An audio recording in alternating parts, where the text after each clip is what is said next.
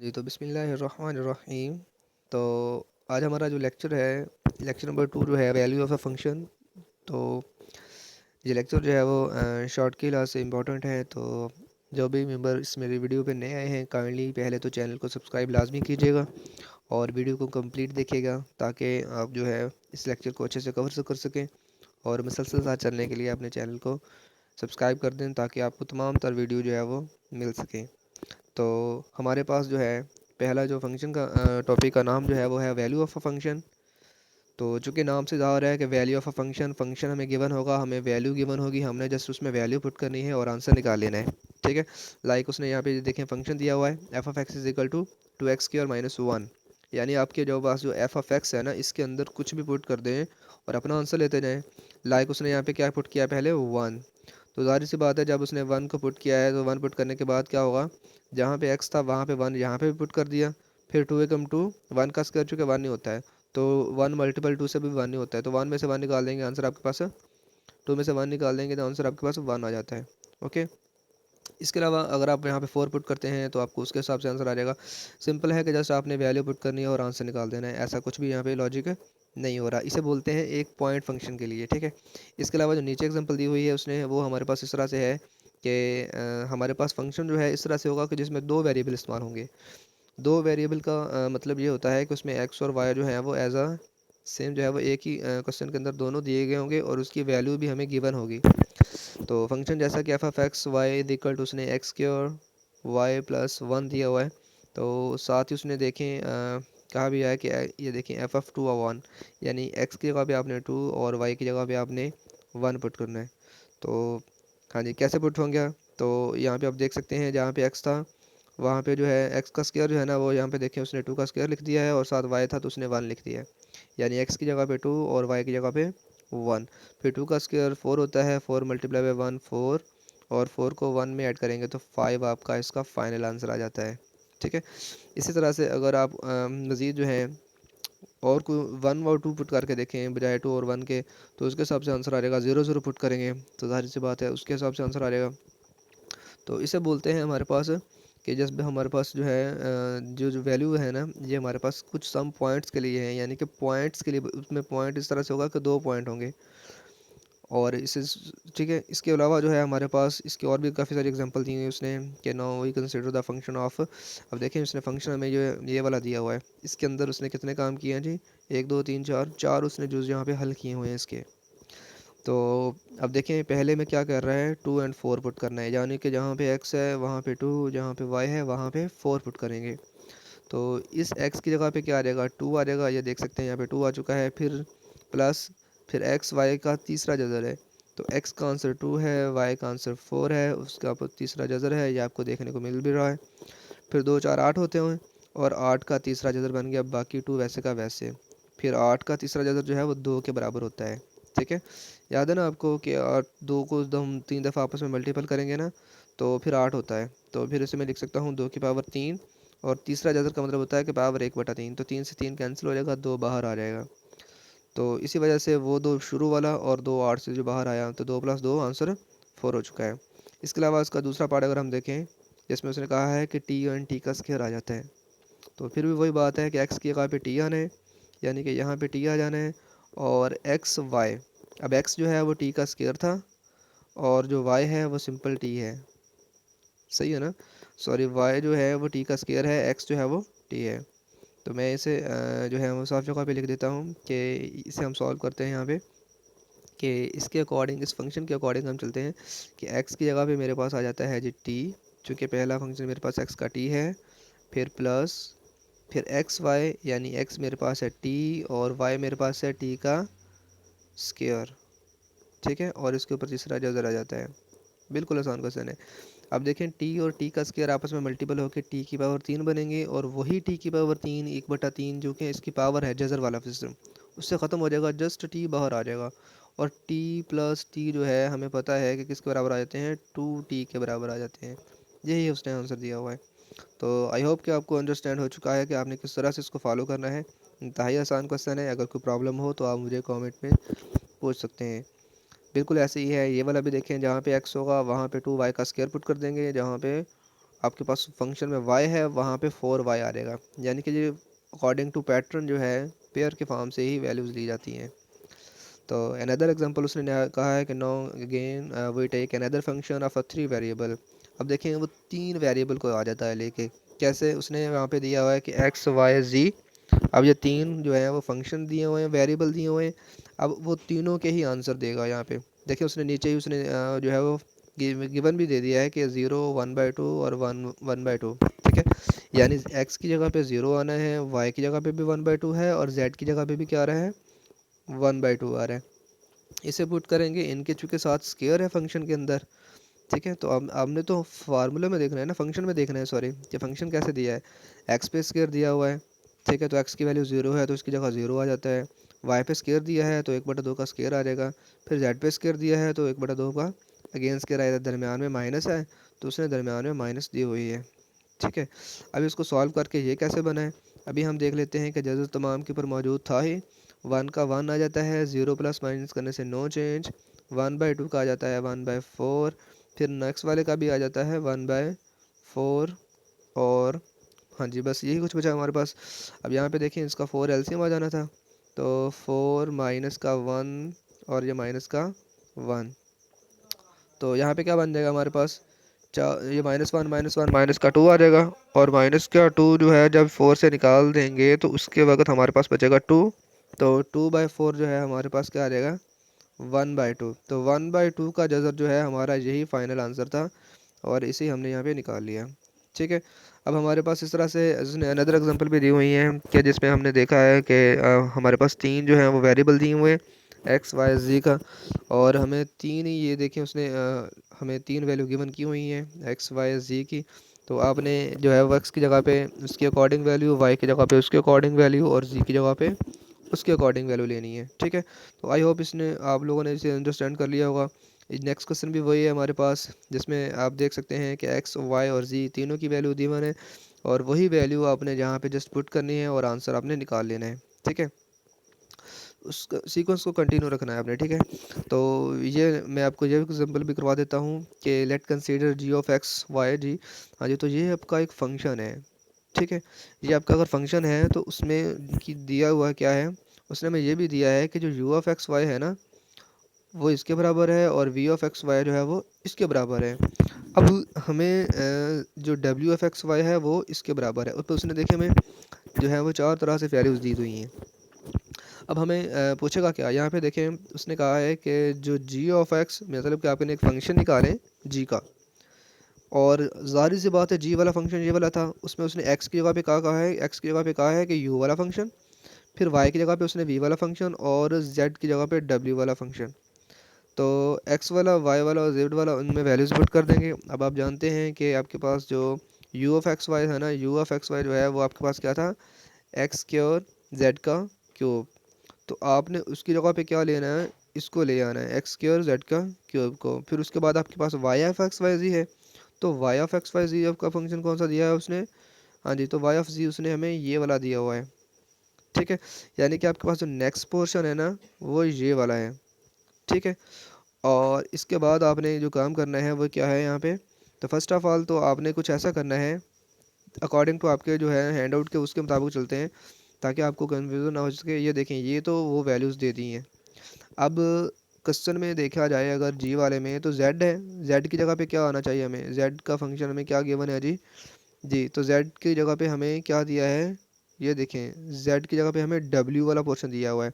और डब्ल्यू वाले पोर्शन जो है, ये देखिए उसने डब्ल्यू वाला पोर्शन लिख दिया है, ठीक है। उसके बाद उसने हमें साइन दिया है, वो फंक्शन वैसे का वैसे रहना है। और एक्स की जगह पे जो हमें दिया हुआ है ना उसने, और उसने हमें दिया हुआ है G of x Y, sorry X के जगह पे हमें क्या दिया है यू वाला, ठीक है, तो वो मैंने यू वाला लिख दिया। और जो हमें उसने वाई की जगह पे दिया था, वाई की जगह पे उसने दिया हमें वी वाला, तो वो मैंने वी वाला वाई की जगह पे, अभी जस्ट मैंने उसको रिकॉल किया है, मैंने वैल्यूज़ की पुटिंग यहाँ पे नहीं की, ठीक है। तो हम इसकी वैल्यूज़ की पुटिंग करके देखते हैं कि इसको क्या बनेगा, ठीक है। तो आया इसमें वैल्यू पुट करके देख लेते हैं कि वैल्यू पुट करके हमारे पास क्या बनता है। तो ये देखें जो डब्ल्यू एक्स वाई जी था उसकी जगह पे हमारे पास उसका आंसर आ जाता है, और यू एक्स वाई जी की जगह पे जो था उसका आंसर हमें मिल गया, और जो वी एक्स वाई था ना हमारे, और यू के बाद आ जाता है हमारे पास लास्ट पे वी एक्स वाई वाला, तो उसका हमारे पास आंसर जो है वो ये वाला आ गया। तो ये देखें, बस हमने क्या किया है, हमने रिकॉल कर दिया है। दोबारा से रिकैप में कर देता हूँ कि हमने क्या किया था। हमारे पास जो गिवन थे हमने पहले उनको यहाँ पे आइडेंटिफाई किया कि हमारे पास एक्स वाई जी के अकॉर्डिंग कौन कौन सा फंक्शन आ रहे हैं, मतलब फंक्शन के अंदर भी फंक्शन जा सकता है अगर वो फंक्शन उसको एज अ पॉइंट गिवन कर दिया जाए, ऐसा यहाँ पे हुआ है। ठीक है, तो नेक्स्ट आपके पास जो आ जाता है जी अनदर एग्जांपल है। ठीक है, तो ये भी उसी तरह से है कि फंक्शन के अंदर फंक्शन को एज अ पॉइंट दिया गया है, जिसमें वो फंक्शन जो है, जो एज अ पॉइंट दिया है वो अपनी वैल्यू जो है वो ओवरऑल लेके आएगा उस फंक्शन के अंदर, जिस फंक्शन के अंदर उसको एज अ पॉइंट प्रोवाइड किया जा रहा है। ठीक हो गया। नेक्स्ट आपके पास आ जाता है G function of a one variable. Function of one variable नाम से ही ज़ाहिर है वन वेरिएबल होगा, ऐसा वो फंक्शन जिसमें वेरिएबल जो है एक्स जो है वो सिर्फ और सिर्फ सिंगल हो, यानी कि एक ही एक्स हो और वेरिएबल कोई भी ना हो।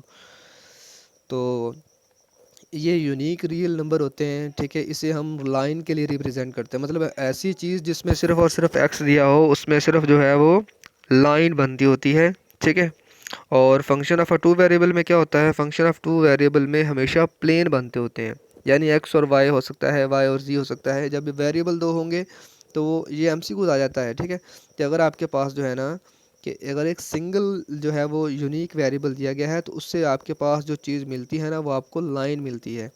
ठीक है, रियल लाइन मिलती है। अगर आपके पास वेरिएबल दो दिए गए हों तो आपको प्लेन मिलता है। यह बात आपने ध्यान में रखनी है अपने एमसीक्यूज़ के लिए। और तीसरी बात जो आपने ध्यान में रखनी है कि अगर आपके पास वेरिएबल तीन गिवन दिए गए हों किसी भी फंक्शन के अंदर, तो उससे जो आंसर होने वाली चीज़ है ना वो डिमेंशनल थ्री डिमेंशन होती है और उसे स्पेस का नाम देते हैं। यानी वन दिया गया हो तो लाइन है, टू दिया गया हो तो प्लेन है, और अगर आपके पास फंक्शन जो है जिसमें तीन वेरिएबल आ जाते हैं तो वो यकीनन आपके पास वेरिएबल जो है, जो फंक्शन जो है वो स्पेस का फंक्शन है, यानी कि वो किसी स्पेस से जो है वो लिया गया है फंक्शन। अगर इससे भी ज़्यादा आ जाते हैं एन वेरिएबल के लिए तो हम उसे फिर एन डिमेंशनल स्पेस का नाम दे देते हैं कि एन डिमेंशनल स्पेस आ जाता है हमारे पास। तो नेक्स्ट हमारे पास ना कुछ डायग्राम आ जाती हैं एमसीक्यूज़ के लिहाज से, आपने इनको भी ज़रा अच्छे से समझना है कि आपके पास जो सर्कल होते हैं और जो डिस्क होती हैं। सर्कल का फार्मूला जो होता है कि एक्स का स्क्वायर ओ प्लस वाई का स्क्वायर इज इक्वल टू ए का स्क्वायर। इसमें बिल्कुल क्लियरिटी है कि ये सर्कल का है, और अगल जो है बजाय इक्वल के X square plus Y square जो है वो less than is equal to आ जाए तो वो एज अ डिस्क के फार्मूले में चला जाता है। ठीक है, तो आपके अकॉर्डिंग सिलेबस के जितना दिया है आप उसे उतने ही पिक करें जी। तो नेक्स्ट आपके पास पैराबोला आ जाता है। पैराबोला में जो आपने चीज़ जहन में रखनी है ना, वो आपने, अगर आपको जो क्वेश्चन पेपर में कैसे आएगा, पेपर में कुछ इस तरह से पूछा जाता है कि जो पैराबोला आपको गिवन है ना, मतलब कि उसने यहाँ पे जो देखें y इक्वल टू एक्स का स्क्वायर दिया है और आपसे पूछ लिया जाए कि ग्राफ किस टाइप का बनेगा, क्वेश्चन में किस तरह से मर्जी पूछ ले। अब यहाँ पे देख सकते हैं कि x का स्क्वायर जो है ना ये पॉजिटिवली है, x के स्क्वायर के साथ नेगेटिव नहीं लगाया, ये जो लगाया हुआ है ना नेगेटिव, ये नीचे वाले क्वेश्चन के लिए है हमारे पास। तो y इक्वल टू एक्स का स्क्वायर जो है हमें ये बता रहा है कि x का आंसर चूँकि a है, एक्स के स्क्वायर को हम हमेशा ये लेते हैं, याद हो आपको कि आपने कोऑर्डिनेट सिस्टम के अंदर देखा था कि ए एक्स का स्क्वायर हम लेते हैं मसावत बी एक्स प्लस सी, इस तरह से मसावत लेते होते हैं कोऑर्डिनेट इक्वेशन के अंदर। तो इसमें एक्स का स्क्वायर जो है ना ये मेरे पास ए वैल्यू होती है, और ए यहाँ पे क्या है, ए मेरे पास यहाँ पे ग्रेटर देन ज़ीरो है। और जब भी ए ग्रेटर देन ज़ीरो होता हो आपका जो पैराबोला बनेगा ना वो अपवर्ड बनेगा, मतलब कि उसका जो अपवर्ड ओपन एरिया होगा। ठीक है, तो ये बात आपने ध्यान में रखनी, और जब नेगेटिव होगा तो उसका डाउनवर्ड जो है वो ओपनिंग एरिया होगा।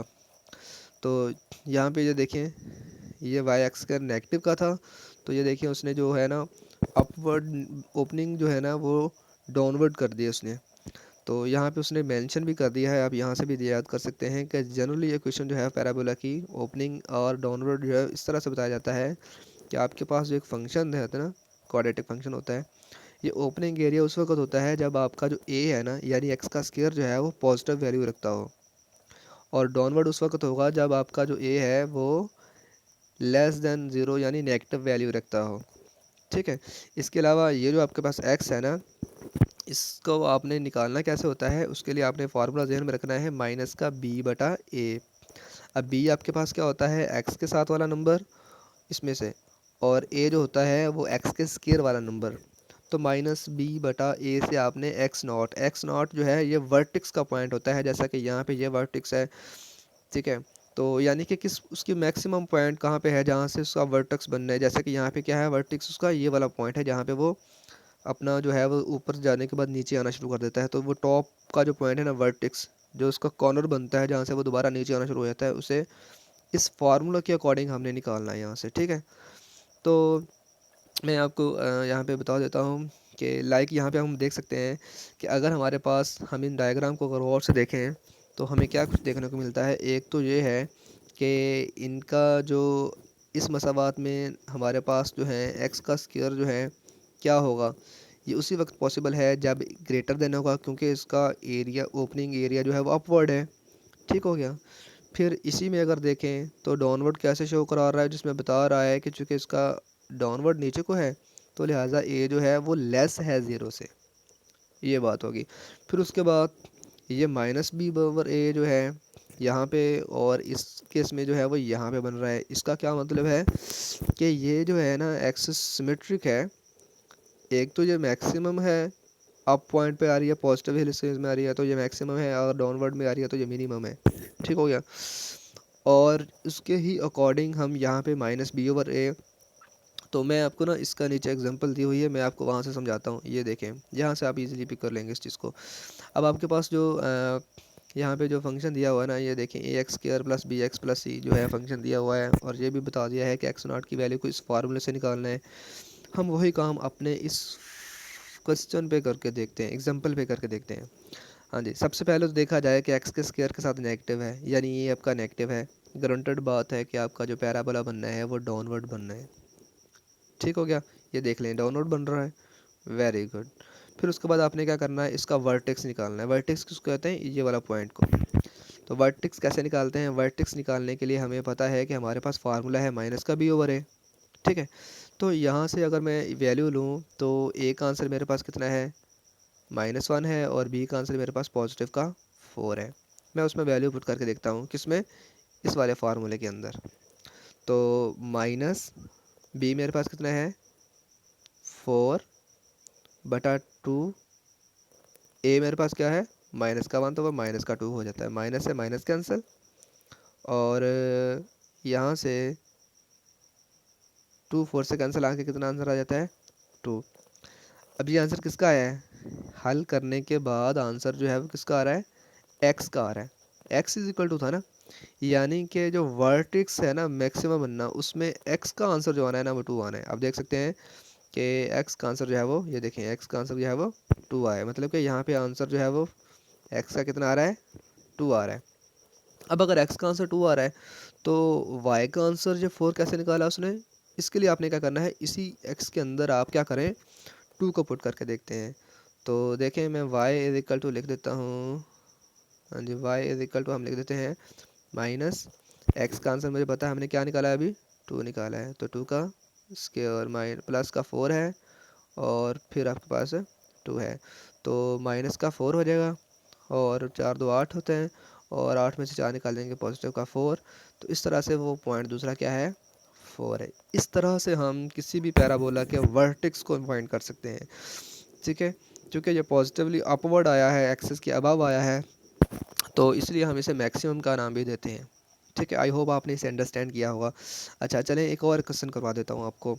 लाइक आपके पास ये क्वेश्चन नज़र आ रहा है जिसमें आप देख सकते हैं कि एक्स का स्क्वायर जो है वो क्या है, पॉजिटिव है, लिहाजा इसका ग्राफ कैसे बनेगा, फिर ऐसे बनेगा, अपवर्ड को बनेगा, सॉरी यहाँ पे, ठीक है, ऐसे ऊपर को बनेगा वो वाला। ये बात तो क्लियर हो चुकी है, आप देख सकते हैं नीचे जाके, ठीक है, क्या अपवर्ड बन रहा है। अब इसके वर्टेक्स को कैसे फाइंड करना है जी, इसके वर्टेक्स को कैसे फाइंड करना है, तो आपने वही formula x not is equal to minus b over है। तो चले मैं हेल्प करता हूँ आपकी एक्स की वैल्यू निकालने के लिए। तो यहाँ पे बी जो है वो क्या आ रहा है, -4 आ रहा है, ठीक है। तो माइनस बी ओवर ए फार्मूला भी होता है, तो वो माइनस उसका ऑलरेडी वाला माइनस, और ए आपका पास कितना आ जाता है, ए आपके पास है 1, वो भी पॉजिटिव का। इस माइनस ने इस माइनस को कर दिया प्लस, इसको इससे कैंसिल करेंगे 2, यानी इसका भी जो एक्स का आंसर कितना आना है 2 आना है। वाई का आंसर भी इधर निकाल लेते हैं, फिर हम चल के देखेंगे कि वर्टेक्स क्या वही पेयर बनते हैं। तो वाई के लिए मैं अगर पुट करूँ 2 का स्क्वायर बन जाएगा 4, तो 4 2 8 मैं यहाँ पे डायरेक्ट वैल्यू दे रहा हूँ और प्लस का 3। तो इनको सॉल्व करेंगे, माइनस का 4 और ये माइनस के 4 में 3 ऐड करेंगे तो माइनस का 1, यानी 2 वो -1 जो है ये हमारे पास वर्टेक्स है, यानी उसकी पीक वैल्यू है जहाँ पे हम कह सकते हैं। ठीक है, तो हाँ जी, ये देखें बिल्कुल वही बना है। उसने मेंशन भी नहीं किया लेकिन हम बता देते हैं आपको कि कैसे है। ये देखें क्या था हमारे पास कि 2, एक्स की तरफ आंसर कितना है 2, और वाई की तरफ क्या है, वाई की तरफ था माइनस का 1। ये देखें वही पॉइंट बन गया हमारे पास। ठीक है, तो आई होप कि आपने पैराबोला को अच्छे से समझ लिया होगा। मैं आपको एलिप्स के बारे में बता देता हूँ। इसमें से भी आपने एमसीक्यूज़ को ही पिक करना है। कैसे पिक करना है तो मैं बताता हूँ आपको कि आपने जो है ना सबसे पहले देखना है कि एलिप्स जो है वो इस शेप के होते हैं कि जिसमें सर्कल नहीं होता बल्कि ये टेढ़े से होते हैं ऐसे कुछ। ठीक है, अगर तो ऐसे है जिसमें लंबाई इस तरफ को ज़्यादा है, एक्स एक्सिस पे ज़्यादा है, तो हम कहेंगे कि फोकस भी इसका एक्स एक्सिस पे है और इसके मेजर एक्सिस भी एक्स एक्सिस ही है, और माइनर कौन से हैं, वाई एक्सिस वाले। यहाँ पे सारा कुछ में लिखा हुआ भी है। ठीक है, और सेंटर जो है ओरिजिन होता है, और बाकी सारा पता ही है आपको। और इसमें भी क्या है, एलिप्स का फार्मूला वही रहता है, वो चेंज नहीं होता। इस केस में चूँकि ग्राफ इस फॉर्म में बना है, ऐसे बना है अपवर्ड, तो इसके मेजर एक्सिस जो हैं वो वाई हैं। ठीक है, और बाकी माइनर जो हैं वो एक्स एक्सिस वाले हैं। बाकी सारा कुछ वही है, नो चेंज। अगर हाइपरबोला आ जाता है तो आपको पता है हाइपरबोला में हमें पता है कि जी कि फोकस जो है वो एक्स एक्सिस पे ही होगा, लेकिन conjugate on the y axis. Centre origin होता है, नो चेंज। लेकिन फार्मूला चेंज होता है एलिप्स का पैराबोला से। पैराबोला में प्लस आ रहे होते हैं, एलिप्स के अंदर नेगेटिव आ रहा होता है। आपने फार्मूले जहन में रखने हैं, और जो मैंने छोटी छोटी बातें बताई हैं आपने जहन नशीन रखना है। लेक्चर को 2 दफ़ा देख लीजिएगा ताकि जो है आप इसे अच्छे से जो है वो समझ सकें। ठीक है, ये एमसीक्यूज़ के लिहाज से बहुत ज़्यादा इंपॉर्टेंट है। इसमें से बहुत सी चीज़ें जो है वो पूछी जाती हैं। All the best.